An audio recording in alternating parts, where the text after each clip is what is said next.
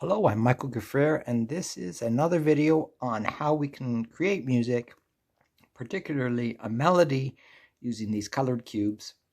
So what you see here is I have 4 C's, 2 D's, 3 E's, 3 F's, 4 G's, 1 A, and 1 B. So what I did was I calculated the frequency of notes in a melody. I used 4 different melodies. Happy Birthday, O Canada, the Star Spangled Banner, and a movement from a Clementi sonatina. And these are the statistics of notes in a melody. So in C major, C is called the tonic, you would have 4 C's. G is the dominant, you have 4 G's. F is the subdominant, 3 F's. The third note, E, is called the mediant, 3 E's, 2 D's, D is the supertonic, A is the submediant, B is the leading. So what I'm going to do is put these in this old plastic container. Try to do this quickly. And I'm going to randomly sprinkle them from left to right. I find I always get something interesting. I was thinking just as good as Andrew Lloyd Webber.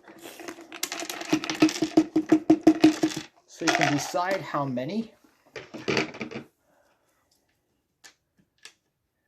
wanted to come up with something, hopefully that's easy.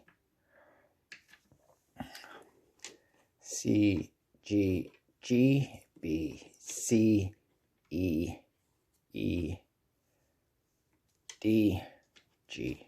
I already like it. So you notice I have 2 C's, 3 G's, 2 E's, 1 D, 1 B. So I found that with this combination, which I showed you earlier, we have a better chance of having a melody which represents what is called common practice period. So other periods, other practices, other traditions might have a different frequency of these notes. So give me one sec. So one of the things I wanted to point out, reminds me of when I studied statistics and psychology, is what we call eyeballing. So we see we have a C, 2 G's, B, C, 2 E's.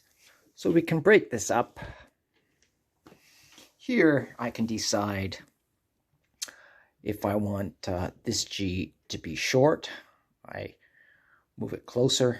I want this C to be long, I make it move it over a bit. Just kind of developing this concept. I'm going to go like this.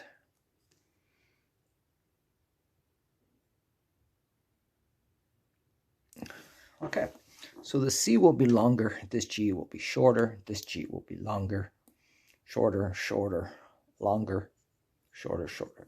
I'm just going to play this in any random order.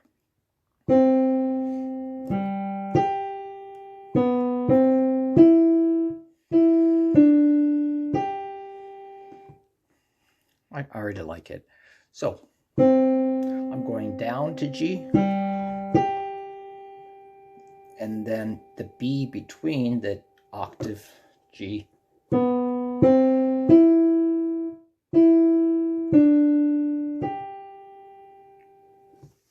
So I like this short little example. I'm going to move on with what my student came up with, or I'm going to look into this further. So one of the things I can do, I'm going to show in the next video, is I'm going to use tape to move the notes up and down. So I'm back. So what I did here, you see that C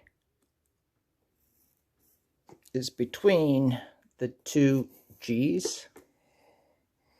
Then I go down to the B below the C, up to the C, up to the E.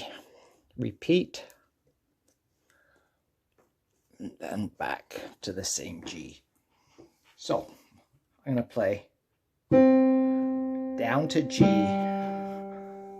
up to G. I'm going to the B below this C, and this is up, repeat. I'll show you on the keyboard. So we start with the C, go down to the G, up an octave. Now I go to the B below the C that I started with, back to the C I started with.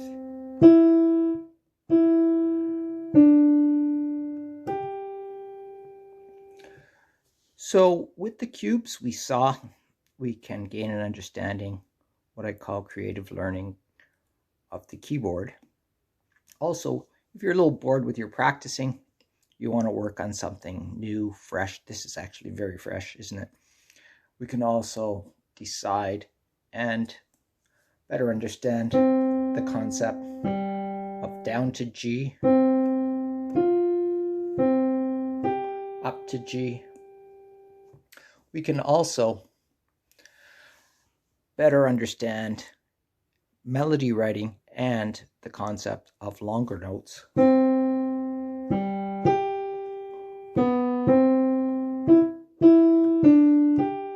Of shorter and longer. Thank you.